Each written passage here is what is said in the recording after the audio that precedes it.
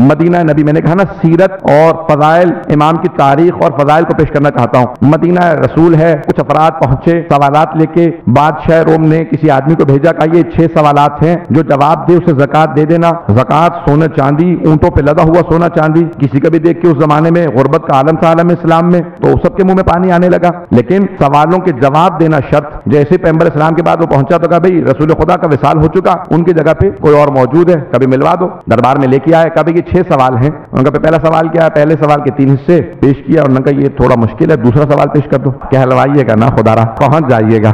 دوسرا سوال پیش کیا، انہوں نے کہا یہ پہلے سوال سے زیادہ مشکل ہے، تیسرا سوال کیا؟ تیسرا سوال سنا، چوتھا سوال انہوں نے کہا بھئی زکوٰۃ دینی ہے تو زکوٰۃ دو، یہ سوالوں کا کیا تاتا باندھ رکھا؟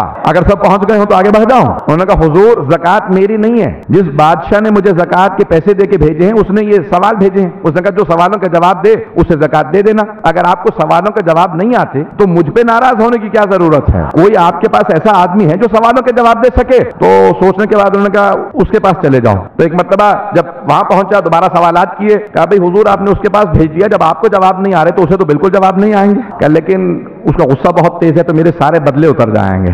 وہاں پہ آیا، سوالات کیے، کوئی جواب نہیں ملا، باہر نکلا تو توہین کرنے لگا دین کی، رسول خدا کی، کہا یہ دین معاذ اللہ جھوٹا ہے، اس کے پیشوا جھوٹے تھے، یہ قرآن، میں کسی چیز کو نہیں مانتا۔ جناب سلمان کے کانوں میں آواز گئی، کہا خبردار دین کی توہین نہ کرنا، دین کے بانی رسول خدا وارث علی مرتضی ہے۔ کہا لیکن کوئی جواب دینے والا نہیں۔ کہا میرے ساتھ چلو، میں اس در پہ لے چلتا ہوں جہاں ہر مشکل کی مشکل کشائی ہوتی ہے۔ ایک مرتبہ سے ساتھ لیا، جناب امیر کے گھر پہ آئے، دروازے پہ دستک دی، بغیر دروازہ کھولے اندر سے کسی کی آواز آئی، کہ سلمان کیا بات ہے؟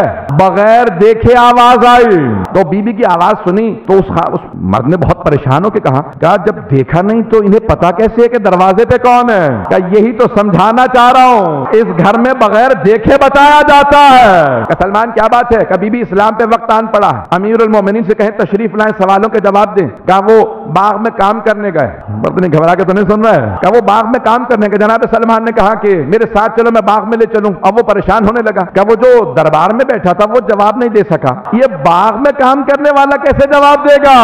بہت پریشان۔ ایک مرتبہ دربار سے بازار تک، وہاں سے پورے باغ تک، جیسے باغ میں پہنچا جناب سلمان نے جناب امیر علیہ السلام کو سلام کیا، کہا مولا تشریف لائیے۔ جیسے ہی مولا سے کہا تشریف لائیں، مولا باغ میں کام کر رہے تھے، ہاتھ میں گودال تھا، پاؤں میں گارا بھرا ہوا تھا، پورے جسم پہ خاک لگی تھی۔ مولا ایک مرتبہ تشریف لائے، اس نے سر سے لے کے پاؤں تک دیکھا، کہا یہ میرے سوالوں کے جواب دیں گے؟ مولا کو جلال آیا، مولا نے کہا نہیں، وہ جو سامنے بچہ کھڑا۔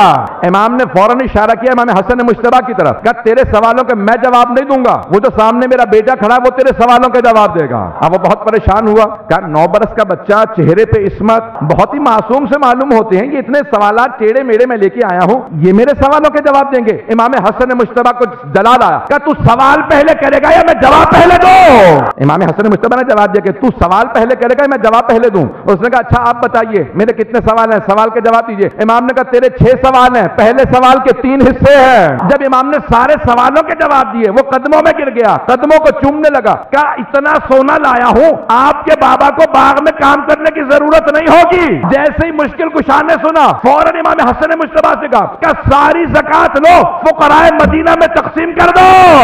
وہ اور زیادہ پریشان ہوا، کہا نہ مجھے آج تک یہ بزرگ سمجھ میں آ رہے ہیں نہ یہ بچہ سمجھ میں آ رہا ہے، دونوں ہی محیر العقول ہیں، عقلوں کو پریشان کر دیا۔